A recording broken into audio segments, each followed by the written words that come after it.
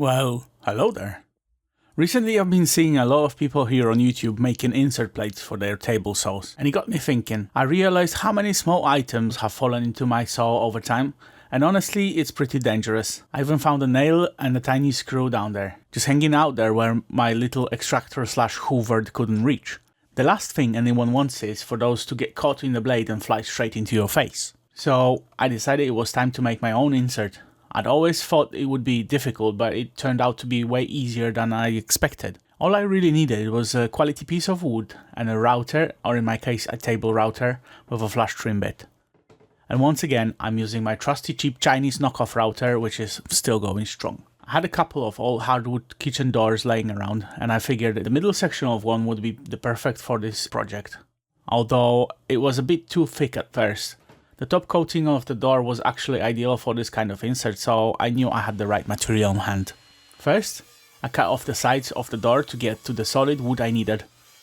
This left me with enough material for two inserts. I decided to make one with the notch that holds the insert like the original, and I left the second one without a notch for a potential future project, maybe with a metal attachment. I roughly marked the size of my insert with a pencil and then cut out the two pieces of wood close to those lines to make routing easier.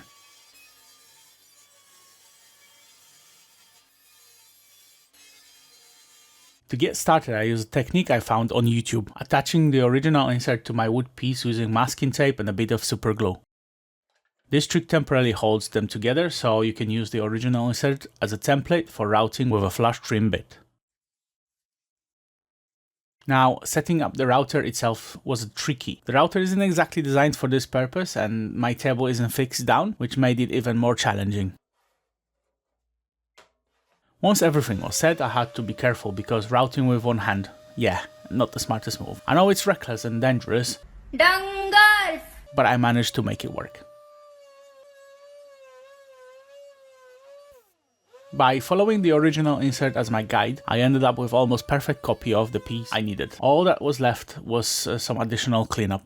I carefully separated the original insert from the wood, making sure not to damage the flimsy plastic, and marked the top just in case. To get the new insert to fit, I had to temporarily remove the riving knife which sits above the saw blade. Once I had the insert cut, I noticed there were two screws inside the saw that would be an issue. One of the screws was in the front and the other was in the back of the saw hole. Using the original insert, I marked the positions of these screws since they were at different lengths and planned the next steps. I guess my miter saw could use an insert too, but that's a project for another day. I set up my depth gauge to make sure the saw wouldn't cut through the entire piece of wood. Then I did the dangerous task of making bevel cuts in the marked areas for the screws to fit properly.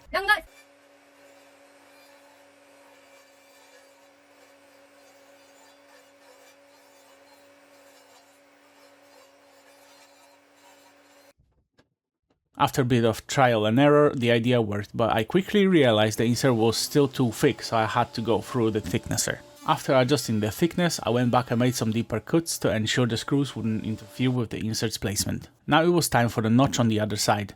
Using another risky technique, I know, I carefully hand carved the notch with a small chisel, trying not to cut myself in the process. The notch was still too thick at first, so I thinned it out to fit perfectly. Once I had the right thickness, everything was fitting nice and smooth. Finally, I drilled the hole for the screw I had prepped earlier. Using a black marker, I made sure the screw was aligned, pressed the insert down to mark the spot, and then drilled and countersank the hole. The screw needed a slightly bigger hole, but it worked in the end.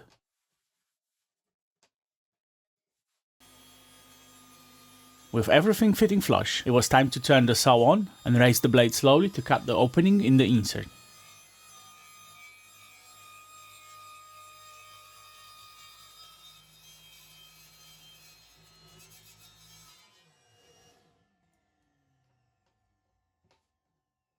When the hole was done, I have decided to make it longer to fit the riving knife.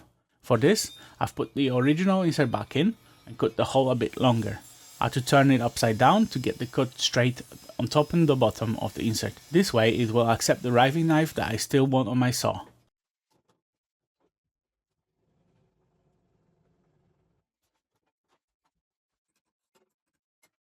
After reattaching the riving knife and tightening everything back up, I noticed the saw blade wouldn't go as high as it used to because the slot was quite long enough. but overall I'm really happy with how the insert turned out.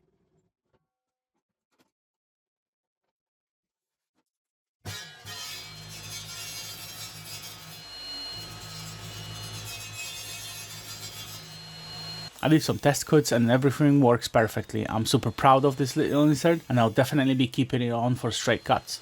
Of course, I know I'll need to swap it out for the original insert when I need bevel cuts, but I'm still really pleased with this DIY solution. Thank you so much for watching. If you enjoyed the video, please like, comment and subscribe. Your support means the world to me and it helps the channel grow.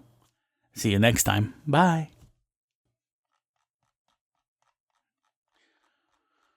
Boy, that's annoying.